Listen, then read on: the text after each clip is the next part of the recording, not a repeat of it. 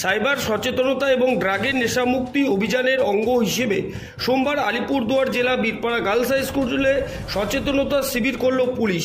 পড়ুয়াদের সাইবার আইনের বিভিন্ন দিকগুলি বোঝানোর পাশাপাশি সোশ্যাল মিডিয়া ব্যবহারের বিপজ্জনক দিকগুলি তুলে ধরেন বীরপাড়া থানার ওসি নয়ন দাস। এদিকে কম বয়সীদের মধ্যে ড্রাগের নেশায় আসক্ত হওয়ার ঘটনাও ঘটে চলেছে।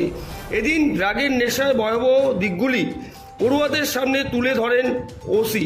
শিবির শেষে সোমবার বিকেল 5টা নাগাদ বীরপাড়া গার্লস হাই স্কুলের এক শিক্ষিকা কি বলল শুনে নেওয়া যাক। ড্রাগের জন্য যে প্রোগ্রামটা হলো এমপি ড্রাগস, এগুলো নিয়ে।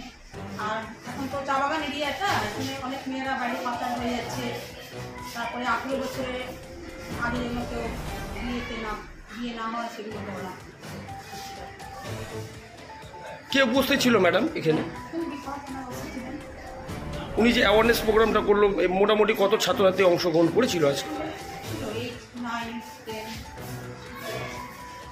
মানে ছাত্রছাত্রীর মধ্যে একটা সাড়া পড়বে এই বিষয়টা নিয়ে।